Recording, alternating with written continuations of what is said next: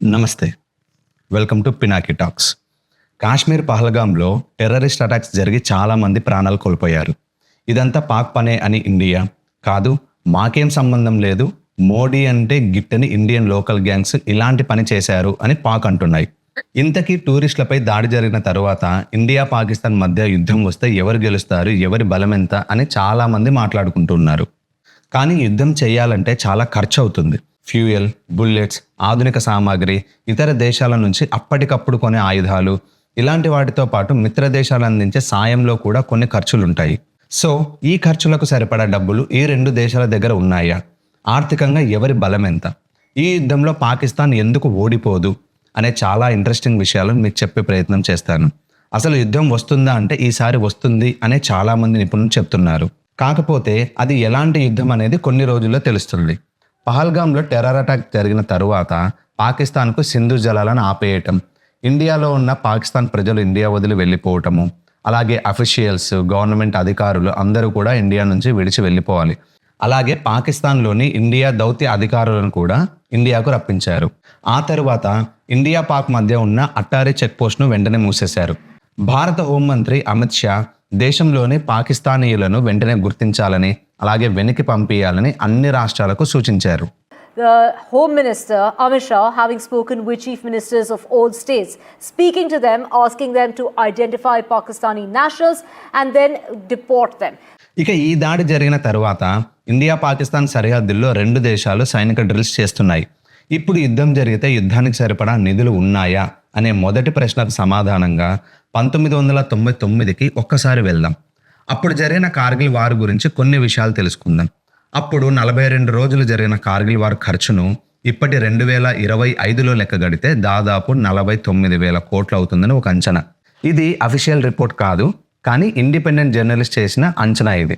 అప్పుడు మనకున్న టెక్నాలజీ, ఆయుధాల విలువ, పబ్లిక్గా ఉన్న మిలిటరీ ఖర్చుల వివరాలు, కార్గిల్ వార్ డేటా, ఇలాంటి వాటిని పరిగణనలోకి తీసుకొని ఈ అంచనాకు రావటం జరిగింది. వీటి ప్రకారము అప్పటి కార్గిల్ ఖర్చు 700 నుంచి 900 కోట్లు అయి ఉంటుందని ఒక అంచనా. ఈ మొత్తాన్ని 26 సంవత్సరాల తర్వాత ఇప్పటి ఇన్ఫ్లేషన్ ప్రకారము కన్జ్యూమర్ ప్రైస్ ఇండెక్స్ను ఆధారంగా చేసుకొని లెక్కగడితే 1999లో ఖర్చు అయిన 900 కోట్లు ఇప్పుడు 2025లో దాదాపు 4,905 కోట్లు అవుతుంది. ఈ కాలంలో 4.55% ద్రవ్యోల్బణం పెరిగింది అని అనుకొని డివైడ్ చేసి కార్గిల్ యుద్ధం జరిగిన రోజులకు లెక్కగడితే ఒక రోజు ఖర్చు దాదాపు 70 కోట్లు. ఇది అప్పటి మిలిటరీ ఆయుధాలు, టెక్నాలజీ కొనుగోళ్లకు ఖర్చుల ప్రకారం లెక్కగట్టినవి. ఇక ఇప్పుడు మారిన పరిస్థితులు, technology, drones, cyber technology, satellite guided missiles, air defence, mobilisation, logistics లాంటి ఎక్స్పెన్సివ్ టెక్నాలజీని పరిగణనలోకి తీసుకుంటే 1999లోని వార్ టైం ఖర్చుకు 6 రెట్లు మల్టిప్లై చేయొచ్చు. సో కార్గిల్ వార్లో రోజు రోజుకు ఖర్చు అవుతున్నది అనుకున్న 70 కోట్లను 6తో మల్టిప్లై చేస్తే ఇప్పుడు రోజుకు దాదాపు 420 కోట్ల రూపాయల ఖర్చు అవుతుంది.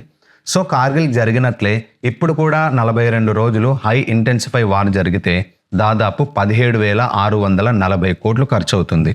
ఇక మారుతున్న యుద్ధతంత్రంలో అడిషనల్ వార్ ఎక్విప్మెంట్, ఫ్యూయల్, అలాగే trade, energy, exports and imports balance తప్పటం, ఇన్ఫ్రాస్ట్రక్చర్, రిపేర్ ఇలాంటివన్నీ కలుపుకుంటే దాదాపు 50,000 కోట్ల వరకు ఖర్చు అవుతుంది.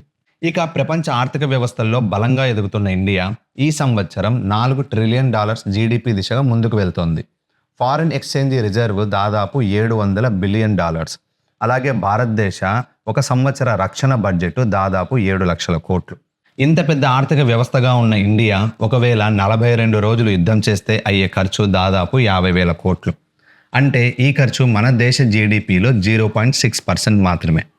అలాగే రక్షణ బడ్జెట్లో ఈ ఖర్చు కేవలం 7.2% మాత్రమే. నగదు నిల్వలు, ప్రపంచవ్యాప్తంగా ఇండియాకు ఉన్న నమ్మకం, అభివృద్ధి చెందుతున్న దేశాల్లో ఇండియాకు స్థిరమైన జీడిపి ఉన్న కారణంగా యుద్ధం చేయటం, ఆ తర్వాత త్వరగా కోలుకోవటం ఇండియాకు పెద్ద కష్టం కాదు. ఇక ఇదే సమయంలో పాకిస్తాన్ పరిస్థితి మరింత దిగజారిపోతుంది. ఇప్పటికే జీతాలకు, ప్రజా సబ్సిడీలకు, ఆఖరికి ఆరోగ్యం కోసం కూడా ఇతర దేశాల సహాయం, అది కాదంటే ఐక్యరాజ్య సమితి నిధులతో బండి లాగిస్తూ ఉన్నారు. 2025 జనవరి నాటికి పాకిస్తాన్ ఫారిన్ ఎక్స్చేంజ్ రిజర్వ్ దాదాపు $16 బిలియన్. అలాగే అప్పులు $124 బిలియన్. ద్రవ్యోల్బణం సరాసరిగా సంవత్సరానికి 15 నుంచి 18% ఉంది. ఇప్పటికే తమ రవాణాకు కావాల్సిన ఫ్యూయల్ను కూడా అప్పులతో కొనుక్కుంటున్న పాకిస్తాన్ ఇప్పుడు యుద్ధం చేయాలంటే కావాల్సిన ఫ్యూయల్, మందుగుండు వంటి వాటికి డబ్బులు సమకూర్చుకోవాల్సిన పరిస్థితి ఉంది. సో ఇటువంటి పరిస్థితుల్లో దేశ ఆర్థిక భారం పెరిగితే అప్పులు మరింత పెరుగుతాయి. అదే కనుక జరిగితే పాకిస్తాన్ ముందు రెండే దారులు ఉంటాయి. అవేంటో కాసేపట్లో చెప్తాను. ఇప్పటి వరకు మన అనాలిసిస్ కార్గిల్ వార్ను బేస్ చేసుకుని ముందుకు వెళ్తున్నాం కనుక అదేవిధంగా పాకిస్తాన్ కూడా 42 రోజులు యుద్ధం చేయడానికి తన వద్ద ఉన్న డబ్బులు సరిపోకపోవచ్చు. ఎందుకంటే యుద్ధం చేయటం ఒక ఎత్తు అయితే యుద్ధం ముగిశాక దేశాన్ని మళ్ళీ నిర్మించడం ఒక పెద్ద సవాలు. ఇప్పటికే ఉగ్రవాద దేశంగా ముద్రపడిన పాకిస్తాన్కు ట్రంప్ ప్రభుత్వం ఇంతకుముందే తమ ఆర్థిక సహాయాన్ని ఆపేసింది. ఇప్పుడు ఇండియాకు సన్నిహితంగా మెలిగే అరబ్ కంట్రీస్ కూడా పాకిస్తాన్కు సహాయం చేయకపోవచ్చు. ఒకవేళ ప్రత్యేక పరిస్థితుల్లో యుద్ధం ఎక్కువ రోజులు కొనసాగినా లేక ఇండియా తన మిత్రులతో కానీ సొంతంగా కానీ అత్యాధునిక యుద్ధతంత్రంతో యుద్ధం చేస్తే పాకిస్తాన్ పరిస్థితి మరింత దారుణంగా తయారవుతుంది. ఇక ఈగో కోసమో ఇండియాను ఎలాగైనా యుద్ధంలో ఓడించాలనో పాకిస్తాన్ అనుకుంటే ఇంతకుముందు చెప్పినట్లు పాకిస్తాన్కు 2 దారులున్నాయి. అందులో ఒకటి పాకిస్తాన్ మిత్రదేశమైన చైనా సహాయం తీసుకోవటం, అందుకు బదులుగా పాకిస్తాన్ ఆక్రమిత కాశ్మీర్ను చైనాకి ఇచ్చేయటం, లేదా పాకిస్తాన్ భూభాగాన్ని చైనా చేతికి ఇవ్వటం. ఇప్పటికే పాకిస్తాన్లోని బలూచిస్తాన్లో అత్యధిక సంఖ్యలో సహజ వనరులు ఉన్నట్టు చైనా కనుక్కుంది. బలూచిస్తాన్ అభివృద్ధి పేరుతో అక్కడ మౌలిక సదుపాయాలు కల్పించి అక్కడ వనరులను చైనా తీసుకోవాలని చూస్తే అక్కడి బలూచ్ ప్రజలు చైనాను తరిమికొట్టారు. ఇప్పుడు పాకిస్తాన్ అదే ఆశ చూపి భారత్తో యుద్ధానికి చైనాను ఆహ్వానిస్తే భారత్ బలూచ్ తిరుగుబాటుదారులకు బహిరంగంగా మద్దతుతో పాటు సైనిక సహాయం చేయొచ్చు. ఇక ఈ యుద్ధంలోకి టర్కీ, బంగ్లాదేశ్, కొరియా, బ్రిటన్ అలాగే ఇంకొన్ని ఇస్లామిక్ దేశాలు డైరెక్ట్గా లేదంటే ఇండైరెక్ట్గా పాకిస్తాన్కు మద్దతు ఇవ్వచ్చు. అదే జరిగితే ఈ యుద్ధం ఖచ్చితంగా 3వ ప్రపంచ యుద్ధానికి దారితీయొచ్చు.